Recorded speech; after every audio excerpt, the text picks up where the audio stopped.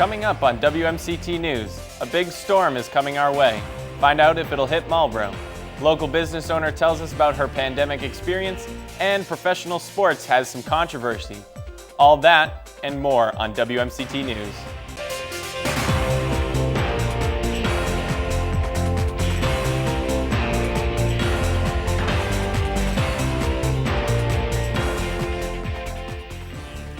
Welcome to WMCT News. I'm Spencer Geary. All this week we have been tracking Tropical Storm Elsa and where it will land. Here is Lindsay Crane with the update. As Elsa makes its way up the East Coast, the National Hurricane Center issued a tropical storm warning Thursday morning for portions of the Mid-Atlantic and New England states, including Massachusetts. Heavy rainfall is expected Thursday night into Friday and could lead to considerable flash and urban flooding. A flash flood watch has been issued in the Marlboro area starting Friday at midnight and ending later that day at 4 p.m. The heaviest of the rain will happen Thursday into Friday morning. 2 to 3 inches is to be expected. For WMCT News, I'm Lindsay Crane. Thanks, Lindsay. A good storm will keep us all inside. So with that in mind, the Marlboro Public Library is open with no appointments necessary. The Marlboro Public Library has completely moved for construction and is open for the public. So they moved us to the Walker Building, and then when our facility is completed in sometime in the next 18 months, they'll move us back. Moving us back is much simpler than moving us over, because we'll just take what we need to put into our new facility, and it's a much simpler process. So we did the hard work already. We moved to the Walker Building in April and set up things in May. We certainly anticipate that construction will start in August, and that will be for the public the first opportunity to actually see things happen. It's just been a building and we haven't been there for a couple of months, so this will be, we'll have a groundbreaking ceremony and we'll officially launch the project, and then people will be able to see things happen, which we've wanted them to see for a long time now. So. Like most bookworms, Margaret was excited to tell us about their selection. Wait till you see it. It is loaded with, down the center corridor is our nonfiction, a big collection of nonfiction, and all of the rooms that are kind of tucked away on the sides are filled with other collections. So that's why we really can't let people up there. We think we never see them again.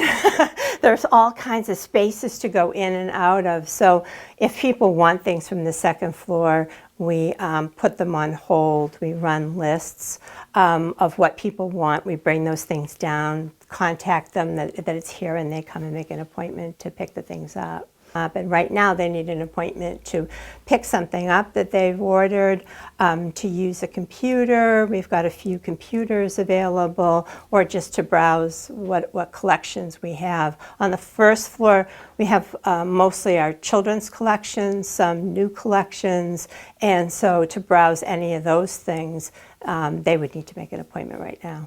On the 6th of July, we're going to eliminate the need for appointments, so people can just come when they want to during the hours of 9 to 5. The library has a lot to offer, but it's not just books and reading.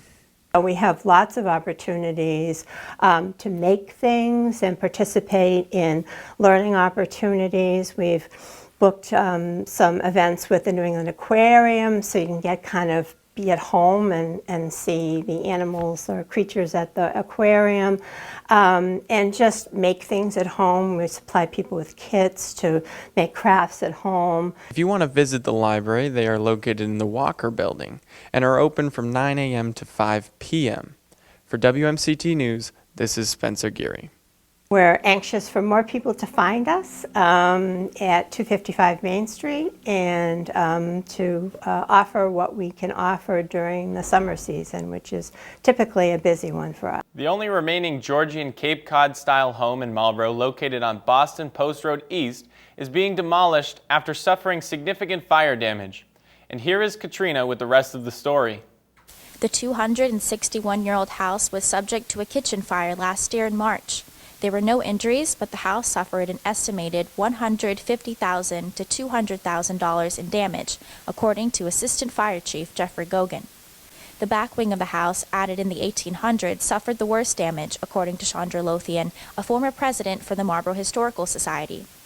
The oldest part of the house had electrical and heating damage as well, which would have taken special expertise to restore.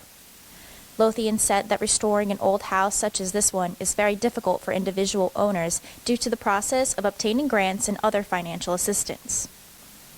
Up until the fire, the home still had the original fireplaces, plaster walls, and wide paneling that were a part of the main structure owned by Amos Darling in 1760, and later the Hager family, who ran the sawmill at the pond which the home overlooks. In the 1920s, Henry Ford bought the house along with several other properties, including the Wayside Inn. Most recently, the house was lived in by a Marlborough family. From WMCT, I'm Katrina Lambert. Now for our new segment of the show called Warriors of Business. Enjoy. Welcome to Warriors of Business, a show where you learn about Marlborough's local business owners and how they do what they do. Yeah, October 2020. Yeah, right in the middle of everything. Meet Allison Cox, owner of Word on the Street, a local bookstore on Main Street. She told us about how she got here. Everything has led to this. It's amazing. It really does feel like full circle. I was an English major in college, and I didn't know what I was going to do when I got out. And I was at a job fair, and a woman approached me at the job fair from an independent bookstore in Springfield, Massachusetts. And so I started out working at Johnson's bookstore in Springfield. It was over 100 years old, and it was still operated by the same family. So I ended up working in a publishing company in Boston. So I had a little bit of book selling experience and then publishing from the other end. And then I became a librarian.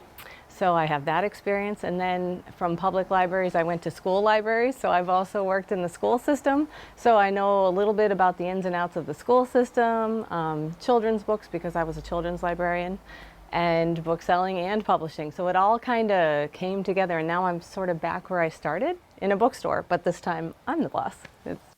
Allison started in the middle of a pandemic, and we asked what it was like. I would say I didn't know any differently because I've never owned a business before. So for me, this was just totally, this is how business is. So just one step at a time. I was learning everything as I went. So it was just a matter of trial and error and learning things, and I'm still learning things every day. I just got off the phone with tech support from my POS system because there was something that I still don't know how to do at this point in the game. So I'm still learning every single day. You know, it was kind of what I was hoping, actually. Lots of people came in, and I had such great support from the community. People were pouring through the doors saying things like, oh my gosh, finally there's a bookstore, and things like, during a pandemic, you know what we need? We need activity books. We need books for our kids to read. We need puzzles to do at home. So those were all the things that we were offering, so it was perfect timing. Above all else, the hardest part of a business is fear. It was terrifying to put yourself out there to say, all right, I'm opening this new business, people are going to love it, or it's going to fail really bad and be embarrassing. So I think that was the biggest thing to get over, was just making the decision to spend that bunch of money up front and then see what happens. It was terrifying. But I knew that people were out there. I knew my people were there because I brought up 3 kids in this city, and then my youngest is now a senior in high school, and I always wished we had a store like this. So I knew there were more parents like me out there, and I knew it would be okay, but it was terrifying to take that first step. The plan for the future seemed bright, according to Allison, who, like many others, was ready for post-pandemic activities. We hope it's going away, right? But so the plan of action now is just to get better and better, because I'm learning as I go, like, which merchandise works and which doesn't. For instance, when we first opened, we couldn't do any like in-person author events or anything like that. So now we're starting to plan those. We just had our first one. We did have Faya Creed. She's from Southborough. She's a picture book author. She just published her first book. It's called Jet the Cat is Not a Cat. And it's super funny, and she's a riot, and she was fun. We just had a small group here, and she read that book and a couple other books about cats. And everybody had a good time, and it was a small audience. I just was to try it out. Somebody new that very few people know. She's fantastic, and a lot of people are going to know about her now because she got a deal with her publisher for 2 more books now. So Allison also explained to us why a local bookstore is important for our city. So the important thing about an independent bookstore as opposed to one of the online sellers is that the money that we make here goes directly back into the community, because I am working here, so I am right away going and I'm buying my pizza across the street, and I'm going to Street Kitchen, and I'm going down the street to get my sandwiches. All of the little money that we make here is going right back into the community, and my family is spending it all here in town, so that makes a big difference rather than going online to some warehouse somewhere far, far away. It stays right in the community, so it's a local business. Finally, Allison had many thanks to give to those who supported her.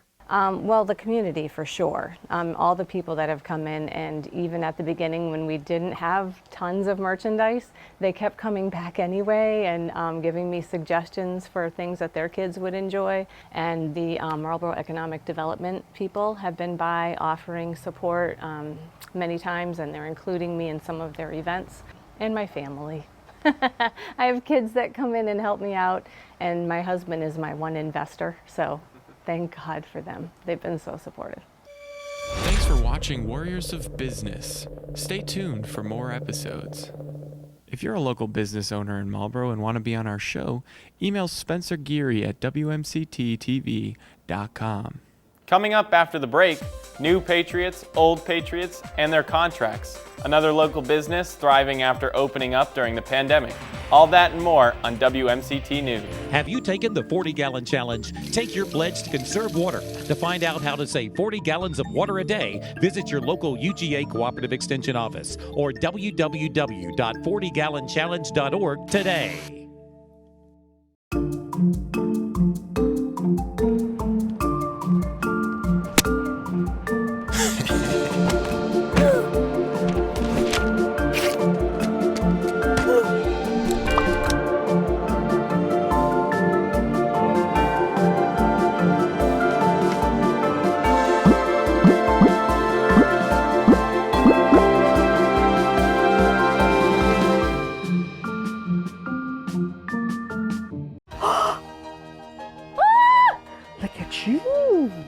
Oh, Hi there. we're necking. How long did it take you to do your makeup? I'm Tyler Haynes. I'm Mamie Perez. And I'm Zachary Downer, and we're members of the cast of Cats on Broadway. Each year, between 6 and 8 million cats and dogs will enter shelters and rescue groups, but only half will be adopted. That leaves millions of healthy and treatable pets who still need homes. Only 45% of cats and 36% of dogs in American homes Come from shelters or rescue groups. Which are full of wonderful family-friendly pets. The Shelter Pet Project and Cats on Broadway have joined forces to encourage you to consider shelter pet adoption first when looking for a new four-legged friend. Whether you're looking for a quiet companion to relax with at the end of the day, or a furry friend who's outgoing and ready to take center stage, there's a shelter pet out there who's perfect for you. Visit theshelterpetproject.org to find adorable, adoptable, curious cats and dogs near you today. Adopt a shelter or rescue pet today. I know what you're thinking. I need a job. I need a new career. Well, I've been there. I've been there. I've been there. I wasn't happy with what I was doing. After high school, I didn't have a plan. I just wanted to start working. I got laid off twice, but you gotta keep going. You just need the right skills. Find an apprenticeship. I found a 2-year IT program. I found a medical course online. I'm now a consultant in the tech space. You have more options than you think. You can do this. You will find something. You will find something new. Welcome back. With the last week of Marlboro sports ending until the Shamrocks start at the end of the month, here's the scoop on professional sports. This week over in Foxborough, first-round pick Mac Jones signed a 4-year, $15.6 million deal with a 5th-year team option. Mac will be competing with Cam Newton for the starting job when camp starts later this month. Also in Patriots news, former Defensive Player of the Year Stephon Gilmore has yet to come to an agreement on a new deal to keep the star corner in New England. Gilmore, coming off a torn quad that ended his 2020 season, is looking for a raise from his $7.9 million base salary this season. And the big event this weekend will be going down in Vegas as McGregor and Poirier look to complete their trilogy. In 2014, McGregor clinched a first-round TKO. Then almost 7 years later, Poirier returned the favor, knocking out McGregor in the second round. McGregor is the odds-on favorite. Our last story of the night is one about a small business starting amidst the pandemic.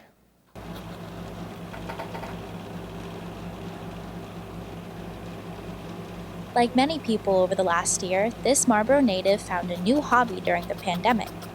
However, not many people turn their new hobby into a business. I'm Emma. I'm from Marlboro. I was a fourth-generation graduate from Marlboro High, and I recently opened a needle felting business. I picked up needle felting over a pandemic. I really wanted to start pottery again, but I couldn't go to a pottery studio, and so I picked up three-dimensional needle felting, and then I decided to start doing two-dimensional needle felting. The first one that I made was a very bad mushroom.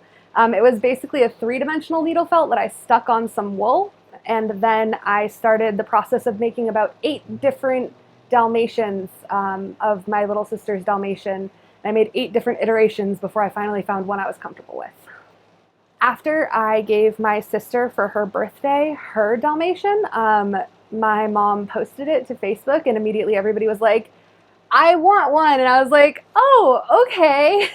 And slowly I started taking interest on commissions and stuff, and it just kind of snowballed from there. I have always pictured myself opening a small business. I didn't necessarily envision it being needle felting. I actually tried to open an embroidery business 2 or 3 years ago.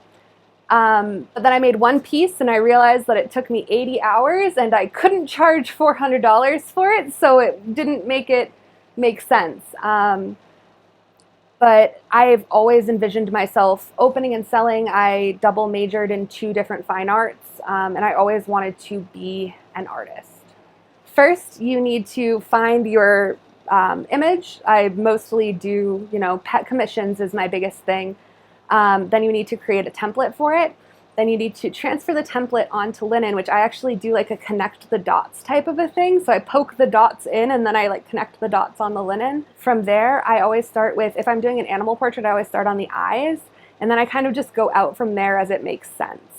And with needle felting, with 2-dimensional needle felting, you take a barbed needle and you stab wool until the fibers interlock. So with 2-dimensional needle felting, you're using a base. I always use linen because I really like the difference between the wool and the linen.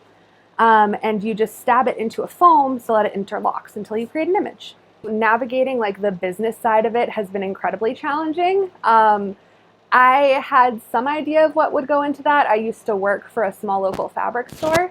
So I kind of had some idea of how he ran his business, but navigating things like shipping and managing timeline expectations. These can take between 10 and 30 hours to make.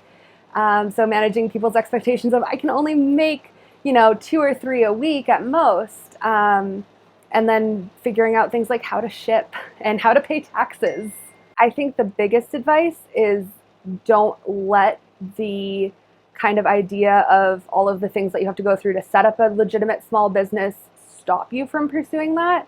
And also don't let pricing stop you from doing that and making that. There's always going to be somebody, I've learned very quickly that there's always going to be somebody who is willing to buy your art or support your creative endeavors at the cost that you need to have them. This piece will probably be sold for about $125.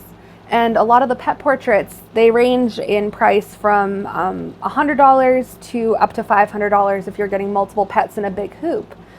And a lot of those are, keepsake pieces. So I want to be able to, after 5 years or 10 years, if they're starting to slouch or anything happen to them, or if they get damaged, they can easily be, repaired. My very first art market is going to be on July 10th. And the second weekend of every week, I'll be going to this same art market in Norwood. I'm really excited, but it's in 2 weeks and I'm kind of nervous. For more information and how to purchase, you can follow Emma's accounts on Facebook, Instagram, TikTok, and Etsy under the name Leaf Pile Studios. From WMCT, I'm Katrina Lambert. That's it for this week's newscast. Be sure to tune in and stay up to date with all the latest happening in and around Marlboro. For WMCT News, I'm Spencer Geary. Here is Color Killers playing us out.